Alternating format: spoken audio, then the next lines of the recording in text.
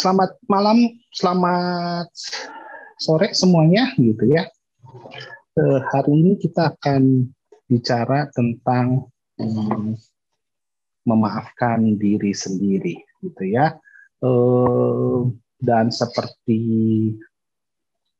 konsep dan perjanjian gitu ya, saya sama Fania bahwa kalau Sabtu kita nggak mau terlalu bicara tentang teologi gitu ya. Kita mau bicara tentang yang lebih praktikal gitu ya. Dan saya coba kita akan masuk ke dalam sharing-sharing gitu ya, sehingga kita bisa berubah. Oke, boleh di-enter lagi. Ya, kita bicara tentang konsep dasar gitu ya. Saya makin kesini saya makin mengerti gitu ya, kalau di kantor tuh selalu bos saya tuh selalu bilang begini, kita ini sekarang harus tahu konsepnya dulu. Waktu kita tahu konsep, maka kita akan mengerti tentang bangunan di atasnya gitu ya. Ada seorang tukang batu, ketika ditanya, "Pak, lagi ngapain, Pak?" "Oh, saya lagi bangun batu," gitu kan, menyusun bata satu demi satu. Tukang batu kedua ditanya, "Pak, lagi ngapain?" "Oh, saya lagi membuat dinding, Pak," gitu ya. Tukang batu ketiga ditanya, "Pak, Bapak sedang ngapain, Pak?" "Saya sedang bikin rumah ibadah supaya setiap orang bisa beribadah di tempat ini." Sama-sama menempel batu, tetapi ketika seseorang mengerti konsep dasarnya, maka dia akan lebih tahu arah dan tujuan. Pertama, ketika kita bicara memaafkan diri sendiri, ada 3 konsep dasar yang saya mau kita sharingkan gitu ya. Yang pertama adalah, satu, semua orang telah berdosa. Konsep bahwa semua orang berdosa ini harus kita terima dulu gitu ya. Dalam Kejadian pasal 3 itu clear bahwa semua orang telah berbuat dosa, dan seberapa besar dosa yang diakibatkan akibat dari dosa itu. Ini akan mempengaruhi bagaimana kita berhadapan dengan akibat dari dosanya itu. Maksudnya begini, kalau di beberapa pengajaran, orang berkata bahwa, oh ya, akibat dosanya itu apa? Apakah bisa ditebus oleh manusia?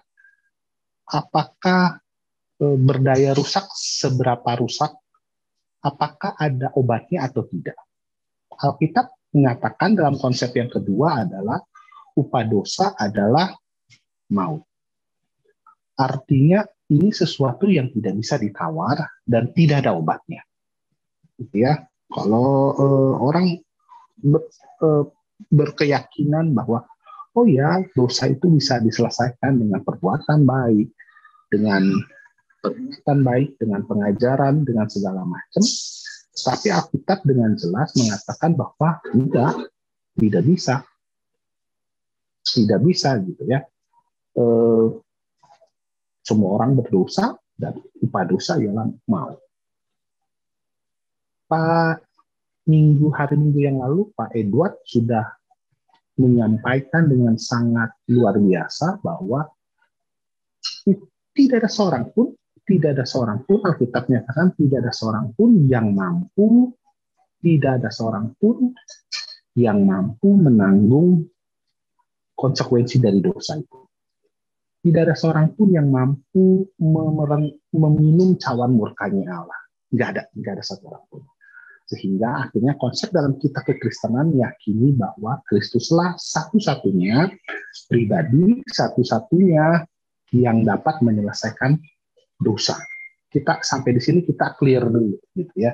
Karena kalau kita di sini nggak clear, kita bicara dalam ranah yang berbeda ya. Walaupun saya hari ini bisa mungkin tidak membuka Alkitab, tapi saya mau kita berdiri di 2 konsep ini gitu ya.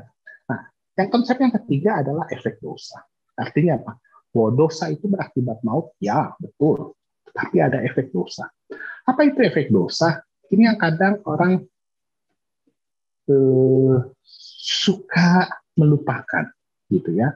Bahwa efek dosa itu apa? Ketika manusia jatuh dalam dosa, maka efek yang pertama Alkitab bilang, waktu kamu makan buah itu, kamu mati. Maka pada saat kita membaca kitab itu, kita akan menyadari Adam dan Hawa tidak exactly, tidak tiba-tiba langsung mati. Maka kita tahu bahwa mati yang dimaksud adalah mati hubungan dengan Allah. Tetapi ada efek-efek yang diberikan dari akibat dosa itu. Apa itu efeknya? Yang pertama adalah Tuhan memberikan kepada sebelum Tuhan memberikan efek dari dosa itu, maka manusia itu menyadari. Efek yang pertama adalah manusia mulai merusak alam. Ketika manusia jatuh dalam dosa,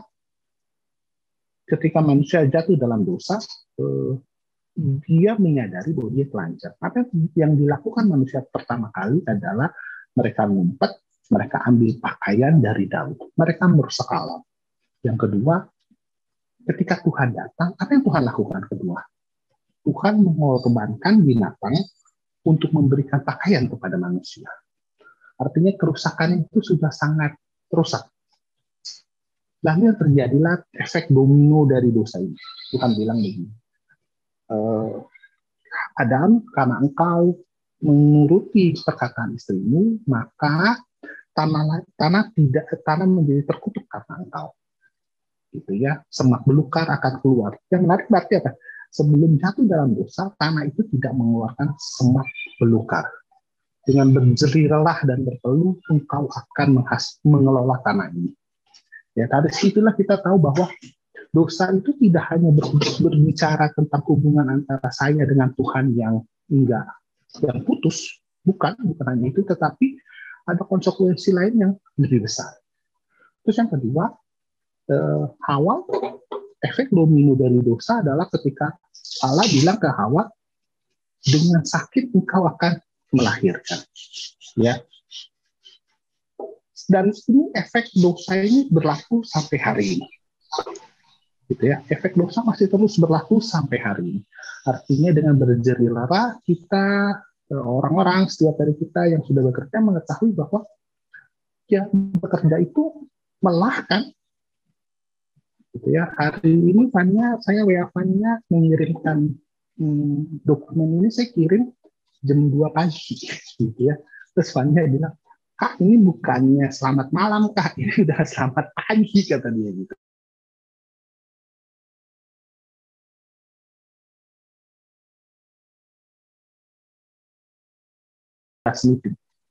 Sampai saya keluar dari kantor jam 10 malam. Saya keluar kantor jam 10 malam, saya nyampe rumah setengah 11, lalu di otak saya sudah ada, saya mau ketik, setengah 12, tiba-tiba bos saya masih telepon saya. Sampai setengah 1. Setengah 1 selesai, saya baru ketik, jam 2 baru selesai. Dan saya kirimkan. Itu yang saya bilang bahwa efek dosa, bahwa kita akan, Tuhan sendiri bilang bahwa kau akan bekerja dengan lelah. Gitu ya. Jadi efek dosa ini yang masih ada. Yang menarik adalah begini, ketika Tuhan Yesus mati di kayu salib, dalam Matius dijelaskan, dan ketika Tuhan Yesus berkata sudah selesai, tabir bait Allah terbelah dua.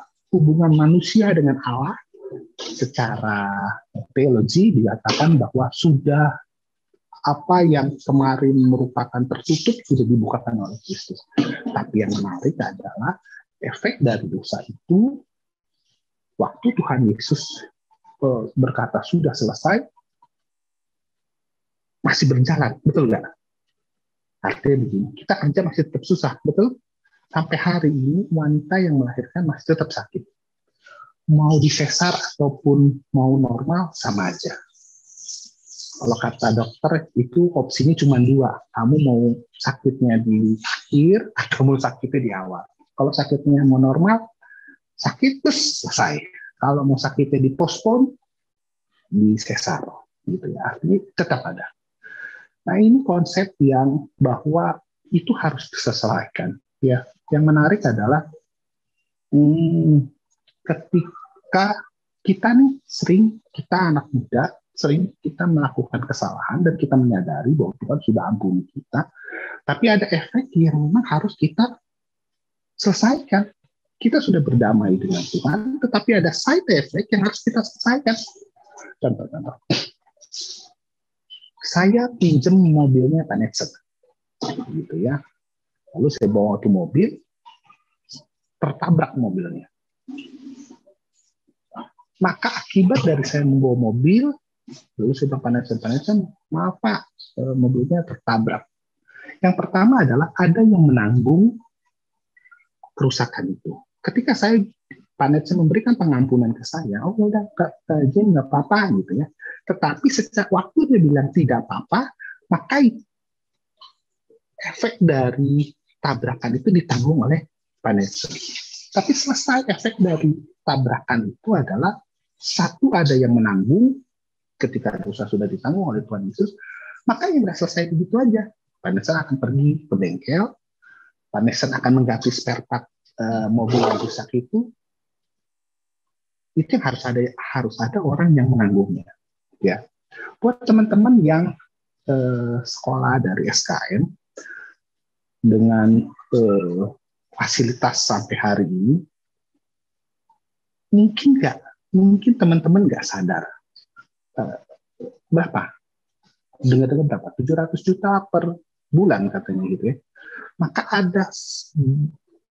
ada orang di luar kamu yang menanggung 700 juta itu. Paham ya sampai sini poinnya ya? Wah, ada orang lain, oh ya ada donatur, ada mitra yang menanggung 700 juta supaya teman-teman bisa menikmati sekolah yang baik. Jadi itu tidak semesta secepat kilat hilang dan tiba-tiba hilang, enggak. Ya, yang menarik konsep begini. Waktu ramai ketika Indonesia pertama kali heboh dengan korupsi mega korupsi terkenal itu sekitar tahun 90-an gitu ya, 90-an pertengahan, namanya Edi Tansil. Dia mengkorupsi 1,7 triliun.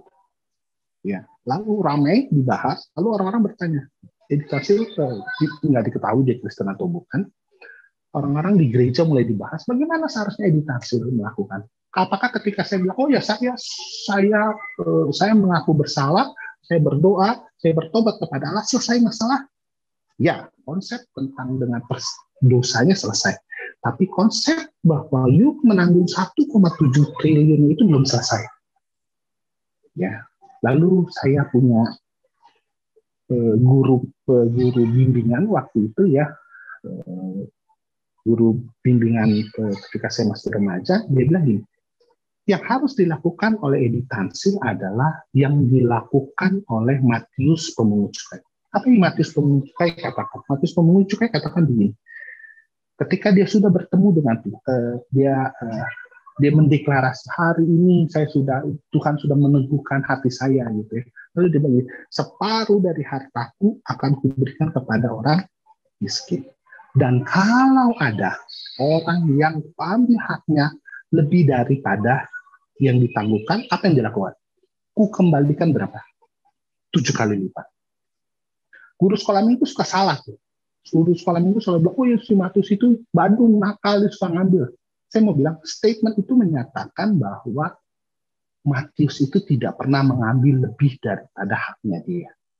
Karena kalau dia ngambil haknya hari itu, miskin Matius cukai. Karena pas tengah dikasih ke orang, ada yang pernah diambil lebih dari itu, dia harus kembalikan 7 kali lipat. Itu konsepnya. Ini yang harus kita sadari. Bahwa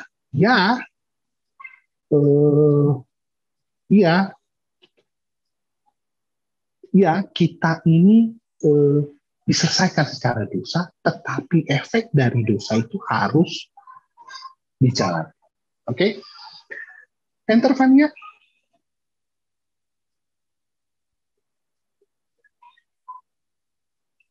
Ini ya. Kita dikuduskan secara status pada hari kita menerima Tuhan Yesus sebagai Tuhan dan Juru Selamat kita. Tetapi secara kondisi setiap hari kita masih perlu menyesali dosa dan bertobat.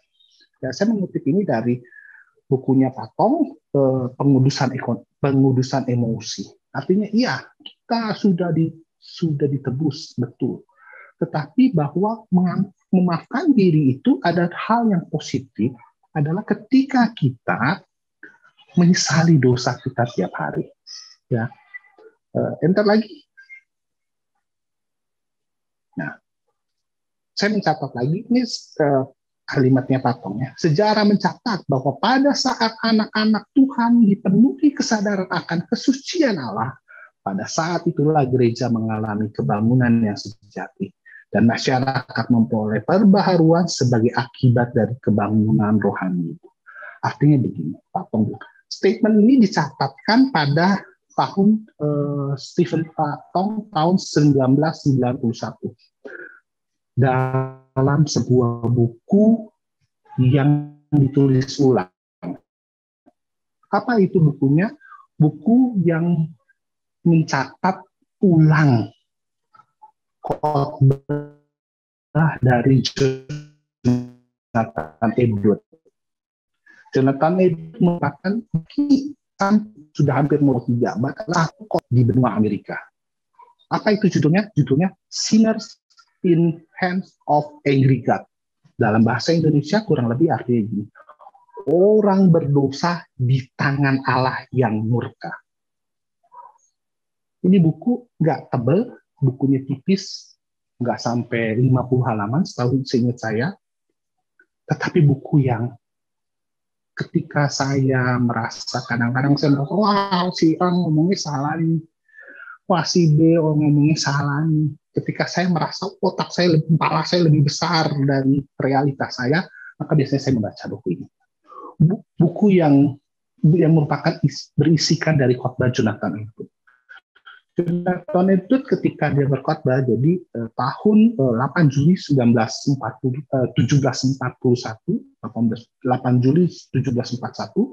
Jonathan Edwards katanya naik ke atas mimbar berkhotbah. Dia berkhotbah dengan cara nada yang datar. Dia berkhotbah dengan intonasi yang datar. Dia berkhotbah dengan intonasi yang datar, dengan ekspresi yang datar, dan gerak tubuh yang bahkan minim dicatatkan. Tetapi apa yang terjadi ketika hampir 1 jam beliau membacakan, dicatat dia itu membacakan. Dia membacakan khotbahnya itu jadi dia benar baca, bukan dia khotbah juga. Di 30 menit pertama, ketika dia membacakan, orang-orang mulai terdengar suara-suara, kami orang berdosa, kami orang berdosa. Sampai Jonathan Edwards ketika membaca terus dia mendengarkan kepala dan dia berkata,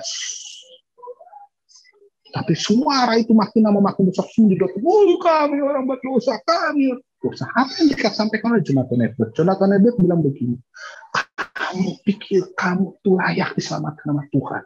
Kamu itu tidak ada hutang, tidak ada kewajibannya untuk menyelamatkan kamu. Kamu seperti berjalan di atas minyak.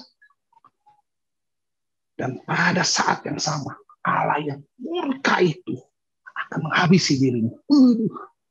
Jadi pada saat 1735 sampai 1740 itu kebangunan rohani besar-besaran di Amerika. Tetapi di satu kota ini tidak mengalami kebangunan rohani. Jonathan Edwards menyampaikan itu dalam 40 sampai 1 jam. Dan apa yang terjadi? Orang-orang menyadari, saya ini orang berdosa. Saya ini orang berdosa. Penyesalan, Pak Tong bilang, kalau kamu memiliki hati yang Allah yang berubahkan, maka kamu akan tahu perubahan itu akan nyata. Di akhir-akhir hidup Jonathan Edwards hidup nggak lebih dari umur nggak sampai 60, sehingga saya 50 something saya lupa gitu ya. Di akhir-akhir hidupnya dia menulis kebangunan rohani. Ya, itu adalah kebangunan rohani yang luar biasa.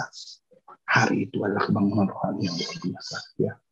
1991 ketika hari perayaan hari Reform dirayakan secara besar-besaran, maka uh, penerbit Momentum, penerbit dari Fast Stevenson mengeluarkan buku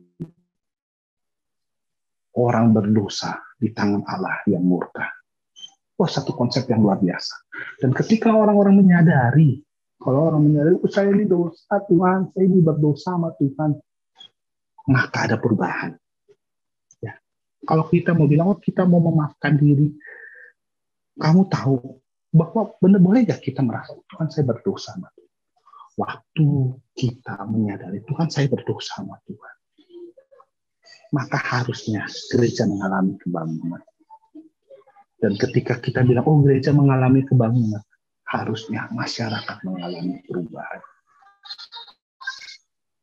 Makin kesini, suara gereja sudah makin sayup-sayup terdengar. Makin kesini,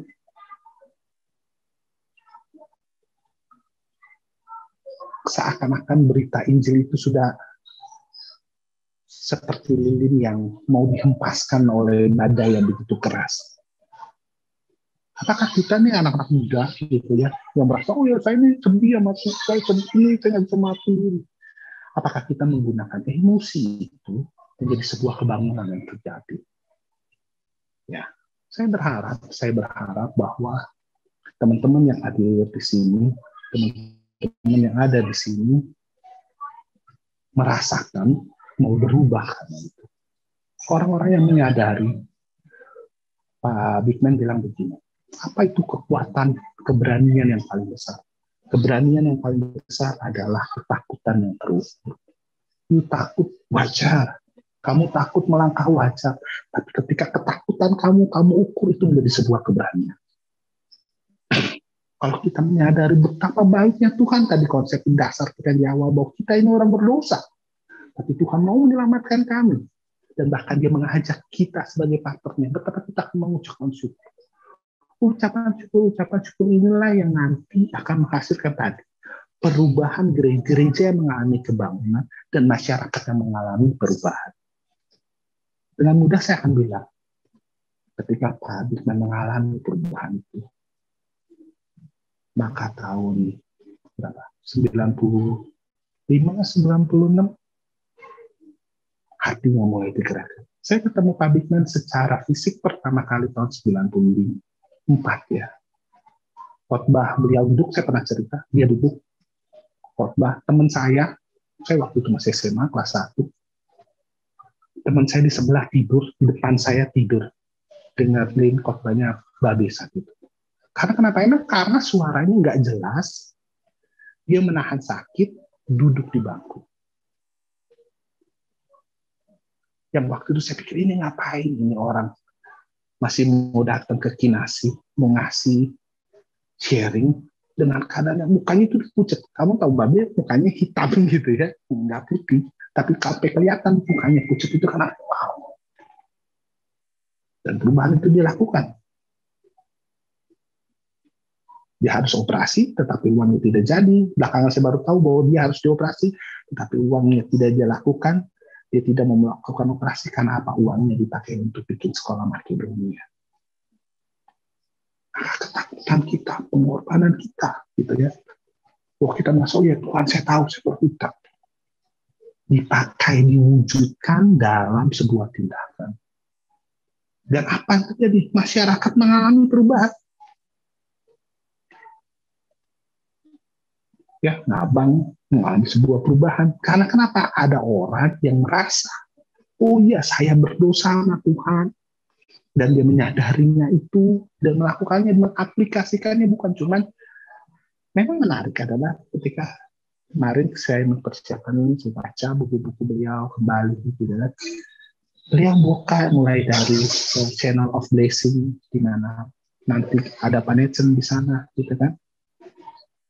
Lalu beliau membuka sekolah Makedonia, lalu beliau membuka Pama, baru terakhir bikin gereja.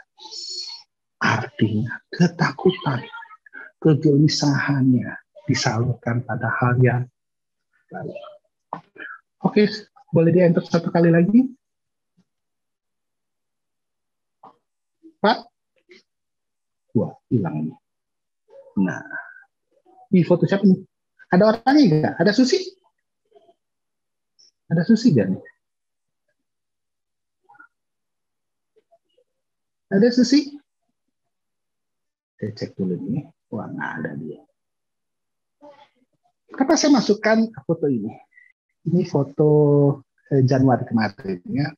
Susi dapat 10 tahun, penghargaan 10 tahun. Ya.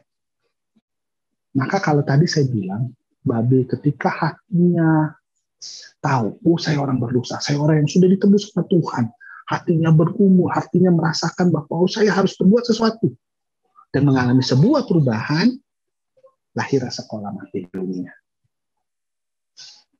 Susi sudah melewati masa 10 tahun. Waktu Pak Bigman meninggal, gitu ya, hari kedua, berarti kan hari pertama itu hari Sabtu, ya, beliau meninggal hari Sabtu. Beliau meninggal hari Sabtu dan saya termasuk orang yang beruntung yang tanya telepon dan saya hadir di sana, gitu ya, dari jam 12 sampai jam 8 malam ketika Kenan datang dan mulai mengatakan oke, selesai.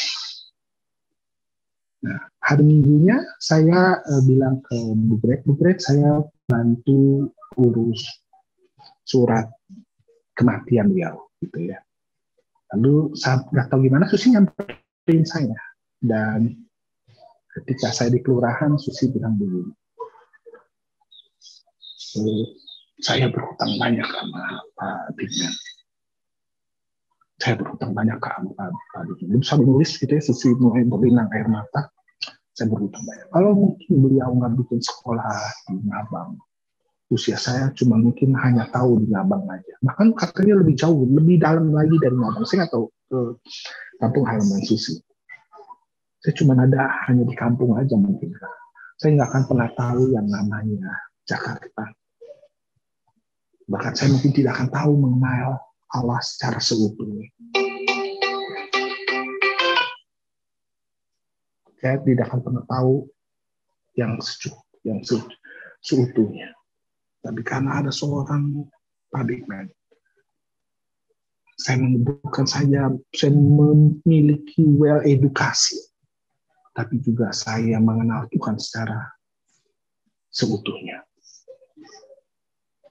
Dan ketika keraguan itu diwujudkan, ya saya baru tahu harusnya masa baktinya dia itu sudah selesai. Masa baktinya kasus itu sudah selesai harusnya 10 tahun yang lalu. Beberapa waktu yang lalu. Tapi apa yang tetap dilakukan? Dengan perhitungannya dia, dengan pengetahuannya dia berkata, saya akan stay di sini. Saya mau bilang, kalau kamu merasa, saya susah memaafkan diri Kak, gitu. Wujudkanlah itu dalam karyamu. Wujudkanlah itu. Dan saya ketika tahun lalu ketika teman-teman bergelimpangan masuk rumah sakit, gitu. Saya sampai amazing. Ini Susi mondar mandir loh pakai mobil nemenin ngebawa kamu yang sakit. Saya pikir wow, kalau kamu mungkin punya karunia gitu ya, dibukakan mata, mungkin malaikat lagi nge-backup Susi itu ya, depan belakang dia nggak kena, dia masuk ke WD, dibawa, diantar lagi. Wujudkanlah rasa bersalahmu, wujudkanlah kemarahanmu dalam sebuah tindakan yang nyata.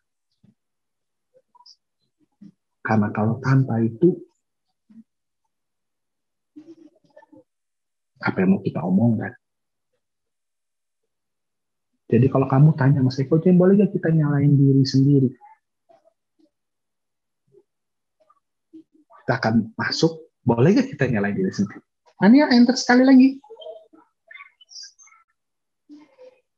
Nah, 2 kali, tuk tuk.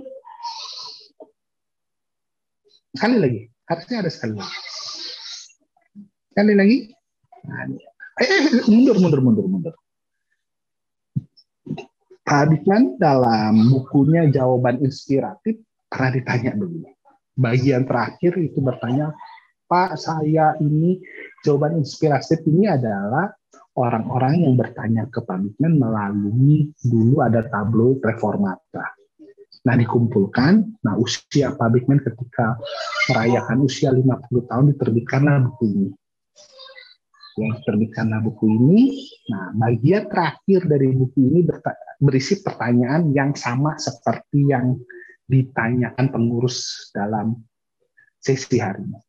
Ya, saya gimana ya? Saya suka merasa saya ini bersalah, saya ini marah gitu.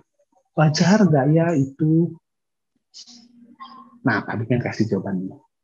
Jikalau mempersalahkan diri, menjauhkan diri, terjadi dalam rentang waktu tertentu, itu adalah bagian proses pembentukan iman. Balik lagi ya, jika menyalahkan diri sendiri dan menjauhkan diri sendiri terjadi dalam jangka waktu tertentu, maka itu adalah bagian dari pembentukan iman. Tapi kalau enggak, kalau terus-terusan, ada yang salah. Maka kita akan masuk kedua. Kalau kamu setiap salah, kamu mempersalahkan diri sendiri, menjauhkan dirimu berhari-hari, berbulan-bulan, ada yang salah. Nah, sekarang ini suka orang masuk namanya healing tuh ya. Tenar tuh healing gitu. Padahal itu salah konsep ya, salah konsep. Healing yang dimasuki anak-anak generasi Z sekarang ini, generasi milenial Z itu, healing itu sama dengan refreshing. Healing tidak sama dengan refreshing. Ya, secara ilmu kedokteran, healing itu kamu sakit, maka kamu perlu pengobatan. Sakitnya itu apa? Ada trauma masa kecil, ada mungkin kamu pernah di-abuse waktu masih kecil, atau ada trauma yang begitu mendalam ketika kamu masih kecil, sehingga kamu butuh healing. Nah, healingnya itu dilakukan oleh orang profesional. Dalam jawaban inspiratif Pak Bigman itu dia bilang, kalau kamu mengalami mempersalahkan diri sendiri, kalau kamu menjauhkan orang itu berulang lama, maka kamu perlu penyembuhan oleh orang yang tepat. Apa penyembuhan orang yang tepat itu? Ya, tadi kamu bisa pergi ke psikiater.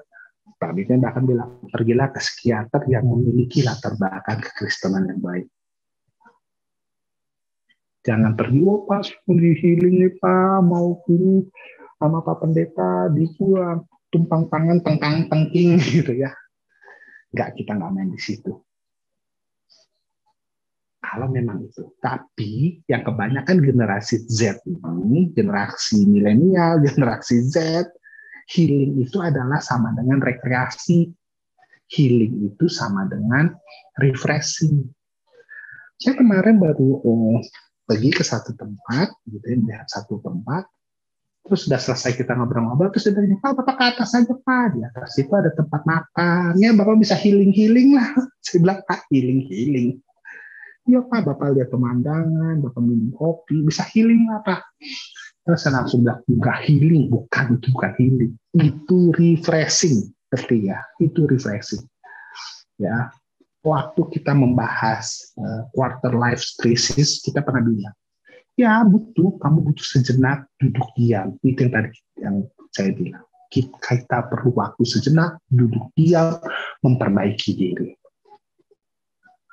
Bukan healing. Kalau kamu bilang, saya butuh healing, yang kamu merasa, saya ada masalah lalu, ada akar kepahitan yang belum selesai sampai hari ini yang menghantui saya. Bahkan kalau saya tidur tiba-tiba saya begini begitu, kasih tahu saya. Ya, nanti saya hubungin Ibu Greta, karena itu perlu penanganan orang khusus.